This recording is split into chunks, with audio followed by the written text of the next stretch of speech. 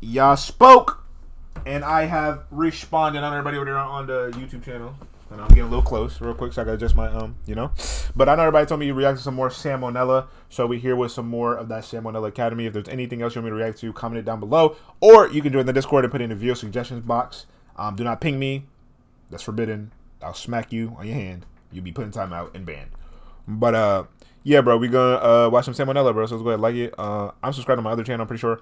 So sub again, and then yep, let's see the true stories about chimps.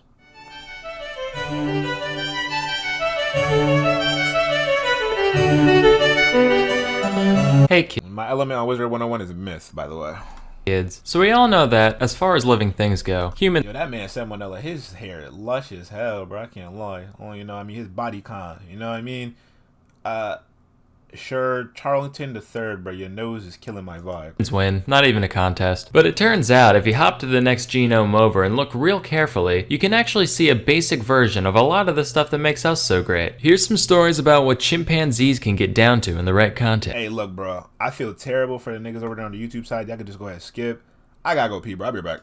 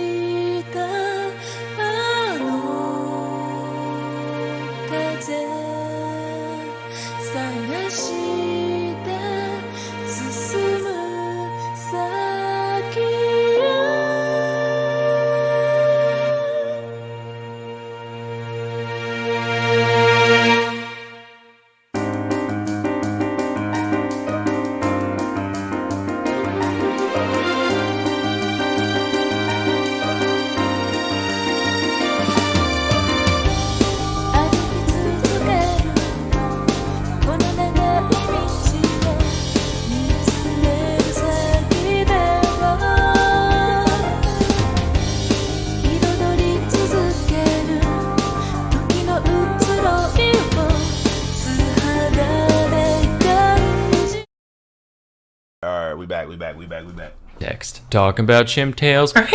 Now, North Korea's Pyongyang Central Zoo has a colorful history, from its humble beginnings as literally just 50 badgers in a fence, to the parrot they taught to recite poetry praising Kim Il-sung, to being the only place in Pyongyang where you can look at a dog legally. It seems the only thing that's remained constant I don't get, is that like a joke on the fact that like Asian people eat dogs, or... No? Okay. Throughout this zoo's life is that it's fucking depressing. Fortunately, both workers and animals alike found ways to cope, one of which is smoking. Azalea the chimp is currently 13 years old and is one of the shining stars of Pyongyang Zoo, purely... I'm tired of y'all calling me by my name like I know you, bro. Arthur, you haven't even been here in weeks, bro. Either that or you just don't type in chat. But anywho. For her ability to burn through over a pack a day. Now, I like a good old-fashioned smoking chimp as much as the next guy, but whereas most zookeepers would probably try to talk her out of something so unhealthy, the North Korean ones actually gave her supplies, just like, feeling trapped, welcome to the club, pal. Her skills are actually pretty impressive. Not only can she use a later, but in a pinch, she also knows that old schoolyard trick of lighting one ciggy with the other. Just a shame that her mind wasn't put towards something a little more healthy or productive.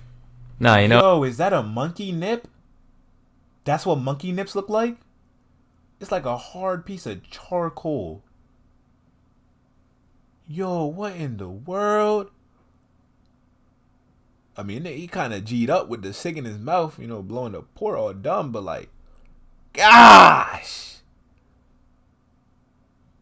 It's like a fruity pebble.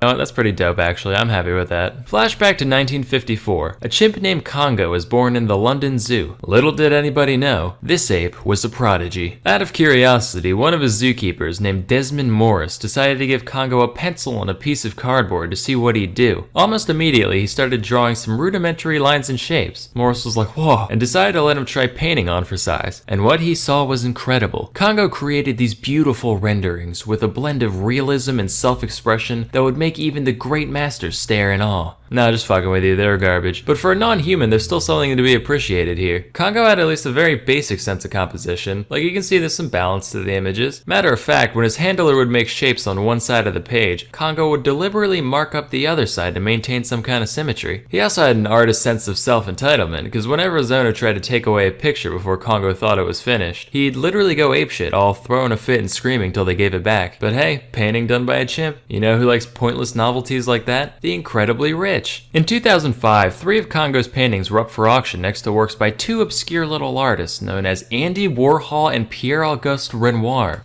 I'm gonna go ahead and assume those are world-renowned artists. And while the 2 actual artist pieces went completely unsold, these 3 beauties got picked up for the scant price of over $25,000 US. And the guy was like, wow, I felt something for a second there. I really like the watermark on this, by the way. Like, this is my painting done by a chimp. Anyway, next we have this beast called Washoe. Washoe was the first non-human creature to learn to communicate through sign language. That's right, eat shit, Coco. Prior experiments in chimp communication had attempted to teach him some basic spoken language, but after realizing that chimps are physically incapable of making most of the noises we do, they decided signing would be the better option. Washoe was raised in an environment similar to what a human child would experience, complete with toys, clothes, Appreciate the gift this up, 8D. Where you been at? chores, and even being allowed to sit at the dinner table, in spite of what the Bible clearly says about that. The scientists raising Washoe made sure to only communicate in American Sign Language around her, in the hopes of establishing a true conversational rapport. Initially, they took a traditional Pavlovian approach by rewarding proper use of a new sign with food and tickles. But there were a couple problems with this. Firstly, the simple action reward setup meant that Washoe didn't have to really understand the words she was signing, the same way a parrot saying I love Work, bro. Time difference be fuggy. Yeah, bro. I feel you. I appreciate you even taking the time to stop by, bro. you in a YouTube video always does it with those cold, unfeeling eyes. Secondly, Washoe would break into a laughing fit whenever they tickled her, to the point where the lesson would be essentially over. So the researchers abandoned this and instead just let her learn through observation of her caretaker signing, with much better results even in the total absence of reward stimuli. And the only downside was that the job title of designated chimp tickler ceased to exist. In total, Washoe learned around 350 individual signs in ASL. Well, not total gifted subs, but for this week.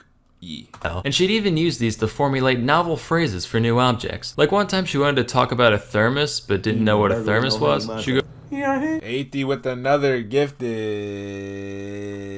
sub. Appreciate that, my boy. Appreciate that. Let me go ahead update these real quick for y'all boys. Yeah. Goes, metal cup drink. Hey, scat! A similar story comes Bro, what in the from a chimp named Lucy, who was raised by one Dr. Maurice Temerlin and his wife, Jane. The tale of Lucy's life is why this woman is now officially the 3rd most famous woman named Jane who worked with apes. In the same vein as Washoe, the pair attempted to gain some insight into Lucy's weird chimp noggin by raising her like you would a human. You know, dressing herself, using silverware, making tea, looking at magazines, pretending she knows what a word is, all that jazz. But as Lucy matured, things took an ugly turn. For once, since she was brought up in a basically human environment, she eventually discovered the time-tested human pastime of alcohol. The pair would leave bottles of gin around their home with Lucy, which, I don't know how you'd make this mistake twice, but it was apparently a common occurrence for them to leave her alone for too long and come back like, honey, I think the monkey's fucking wasted again. Another one of her hobbies was monkey with alcohol. Sculpting crude human heads out of poop. Her own poop, to be clear. They also left some copies of Playgirl magazine around for Lucy to flip through, which she became very fond of. So fond, in fact, that she was caught multiple times, having relations with the vacuum cleaner. I don't understand the mechanics of it, because no source I found ever went into detail, and believe me, I wanted to know as much as you do. All I know is that, all things considered, some pretty exemplary tool use there. So the pair saw this and they were like, alright, we gotta get this chimp laid, and fast. But the problem was, Lucy was conversing with people, eating with people, flicking the old chimp bean to people, so it's not a stretch to think that Lucy thought she was people. So imagine you're people, and you get thrown into an enclosure with a full-grown, horny male chimp. You'd have a fucking panic attack. And that's just what Lucy did. As the years went on, Lucy got more and more violent, regularly trashing the place to get out the frustration of not being able to comprehend what was so fundamentally unnatural about her existence. Finally, the couple had had enough and decided to take Lucy to a primate rehabilitation center in the Gambia, with the hopes that she could be forced to acclimate to primate life. She could barely cope with it at first, getting real depressed and hardly associating with the other apes. Which you'd be depressed too if you had to give up a life of American luxury complete with booze and vacuum fornicating to go live with chimps in the wild. But with the help of a graduate student named Janice, Lucy eventually came to accept her fate, and although she'd never mate with another of her kind, she ended up getting along with her troop well enough. About a year after leaving the rehab center, Janice came back to visit, and Lucy gave her a warm embrace before waddling back to the rest of the chimps. Aww. Then Lucy got poached like a fucking egg, which kind of puts a damper on the whole happy ending, but whatever. So if there's one Damn. lesson to be gained from all this, it's that the best way to learn something is to be immersed in it and to make it part of you. While treats are good for making dogs do backflips, true comprehension comes from integrating new things into your daily life. And what better way to do that than with some free audiobooks? Sponsor time. Listening to audiobooks inspires us. Hey, bro, make sure I go listen to the audiobook. No cap, no cap. That Lucy one at the end was really interesting, bro. The fuck is wrong with her, yo? Depressed 8, bro. I'm about to make this a sub badge. What in the world? Yo. Oh, no, that's hilarious. But shout out Salmonella, bro. That's fire.